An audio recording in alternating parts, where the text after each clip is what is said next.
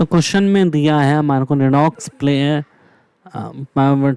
Portal role in chemistry and biology, the value of standard reduction potential of two half cell decided which with the reaction expect to be proceed.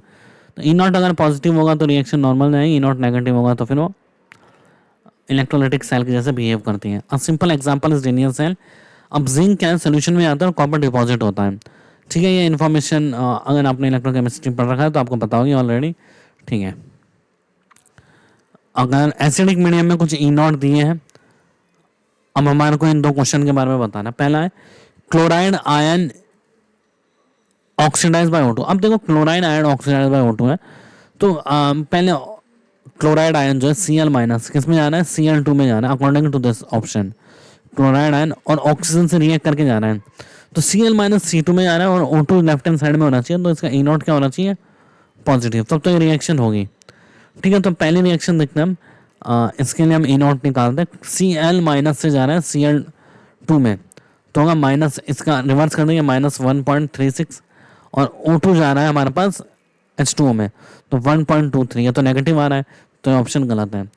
Fe+2 oxidise bye iodine, तो Fe+2 है तो वो oxidise होगा, तो इसका ई not हो गया -0.77, और आयोडीन रिड्यूस होगा तो इसका हो जाएगा 0.54, ये भी ई नॉट क्या है, नेगेटिव, तो ये भी गलत है। Iodide ion is oxidise by chlorine, तो आयोडाइड आयन ऑक्सीडाइज हो रहा है, तो I माइनस से I2 में जा रहा है, तो 0.54 है ना। आयोडाइड आयन जाना है I2 में, तो यह -0.54 प्लस Cl2 जा रहा है Cl माइनस में, ठीक है। क्लोराइड रिड्यूस होगा, आयोडाइड ऑक्सीडाइज हो रहा है, तो है ना, तो 1.36, ये ई नॉट पॉजिटिव आ रहा है, तो ये ऑप्शन सही है। चलिए एक डी ऑप्शन भी चेक कर लेते हैं। Mn+2 ऑक्सीडाइज बाय क्लोरीन, तो Mn+2 जा रहा है Mn+3 में, तो -1.50, और Cl2 जा रहा है Cl माइनस में, तो 1.36, तो ये भी क्या नेगेटिव, तो इसका आंसर है सी। तो चलिए नेक्स्ट चेक करते हैं। While Fe+2 is a stable, Fe+3 stable and Mn+2 not stable in acidic solution। Fe+3 stable है एसिडिक में, है ना, और Mn+2 नहीं, Mn+3 नहीं है, तो चलिए ऑप्शन चेक करते हैं क्या सही कह रहा है। O2 oxidise Mn+2 to Mn+3। अब O2 ऑक्सीडाइज हो रहा है तो O2 खुद रिड्यूस होगा, तो ये रिडक्शन की रिएक्शन है ना, वैसे ऑलरेडी दे रखा है कि ई नॉट दे रखा है, तो ये सारा रिडक्शन ही दिख रहा है, सारा रिडक्शन है, 0 से -2 में जा रहा है, तो O2 oxidises Mn+2 to Mn+3, तो इसके लिए तो 1.50 हो गया माइनस, और O2 के लिए हो गया 1.23, तो ये भी क्या है, नेगेटिव है ना।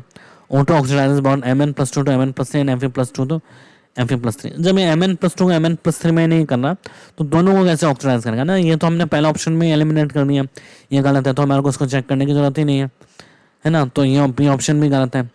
Fe+3 oxidises H2O2 to O2। अब Fe+3 है, तो Fe+3 H2O को O2 में ऑक्सीडाइज करेगा तो खुद रिड्यूस होगा, तो इसके लिए 0.77 है, इसके लिए -1.23 है, जो कि एक नेगेटिव वैल्यू है। अब देखा Mn+3 oxidises H2O2 to O2, तो Mn+3 ऑक्सीडाइज करना है H2O को O2 में, तो Mn+3 खुद रिड्यूस होगा, है ना, तो इसके लिए है 1.50 इसका रिडक्शन पोटेंशियल, और H2O2 का ऑक्सीडेशन पोटेंशियल है -1.23, तो वैल्यू ग्रेटर देन 0, तो इसका आंसर डी हो जाएगा। तो इसमें ऑप्शन सी हो जाएगा, इसमें डी हो जाएगा। हमने क्या चेक किया, हमने वो रिएक्शन दिए, इसका ई नॉट अगर पॉजिटिव है तो रिएक्शन होगी, ई नॉट नेगेटिव है तो वो रिएक्शन नहीं होगी। अब हमारे को देख रहा है किसी ने किसको ऑक्सीडाइज किया और किसी ने किसको रिड्यूस किया, इस बेसिस पे हमने बताया कि ई नॉट पॉजिटिव आ रहा है या नेगेटिव आ रहा है।